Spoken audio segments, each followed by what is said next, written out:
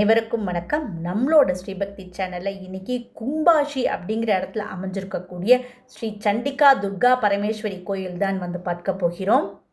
நம்ம முதல்ல பார்க்க போகிறது கோவிலோடைய பிரம்மாண்டமான ராஜகோபுரம். இந்த ராஜகோபுரம் நம்ம தமிழ்நாடு ஸ்டைலில் தான் அமைச்சிருக்காங்க. 5 நிலைகள் கொண்ட ராஜகோபுரம்.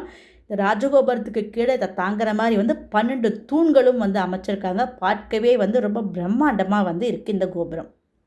இந்த கோவிலை 2018ஆம் ஆண்டு ஸ்ரீ தேவராய மஞ்சுநாத் அப்படிங்கிறவர் தான் கட்டியிருக்கார். அம்பாள் அவரோட கனவுல தோன்றி தனக்கு கோவில் கட்டதாக சொன்னதுனால தான் அவர் இந்த கோவிலையுமே கட்டியிருக்கார் அப்படிங்கிறதே இங்கே வரலாறாக இருக்குது.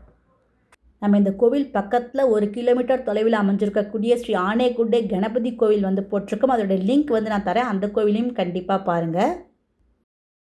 இந்த கோவிலுடைய ஆர்கிடெக்சர் ரொம்ப அற்புதமாக இருக்கும். 40 கலைஞர்கள் இந்த கோவிலில் ரொம்ப கைத்தேர்ந்த வண்ணங்களோடு அமைச்சிருக்காங்க. கல், மரம் மற்றும் தங்கம், வெள்ளியால் இந்த கோயில் ரொம்ப தகதகன் மின்னக்கூடிய வகையில் அமைச்சிருக்காங்க. காலையில் 5 மணிக்கு இந்த கோவில் திறந்து 9 மணி வரைக்கும் திறந்தே இருக்கும். நம்ம எப்போ வேணால் அதுக்குள்ளே போய் சுவாமி தரிசனம் பண்ணலாம். நாங்கள் இந்த கோயிலை தரிசனம் பண்ணுற நேரம் பார்த்திங்கன்னா மத்தியானம் 3 மணிக்கு தான் நாங்கள் சுவாமி தரிசனம் பண்ணினோம். இங்கே அம்பாளுடைய யாகசாலை பார்க்கிறோம்.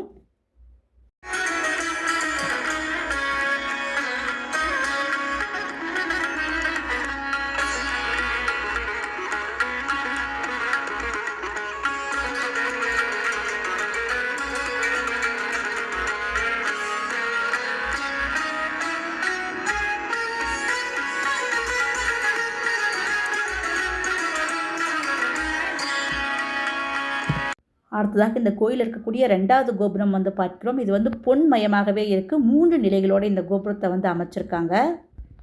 இந்த கோயிலுக்குள்ளே போனோன்னா ரொம்ப அழகான மர வேலைப்பாடுகள் பார்ப்போம். பக்கத்துலேயே வெள்ளி, தங்கத்தாலேயும் வேலைப்பாடுகள் இருக்கும். முதல்ல துர்கா பரமேஸ்வரியை தரிசனம் பண்ணுவோம். அதுக்கப்புறம் பெருமாளையும் நம்ம தரிசனம் பண்ணுவோம். இந்த கோவிலே மகா கணபதிக்குமே தனி சன்னதி இருக்குது. கோயிலுடைய மெயின் என்ட்ரன்ஸில் பிரம்மாண்டமான 2 யானைகளையும் அழகாக அமைச்சிருக்காங்க.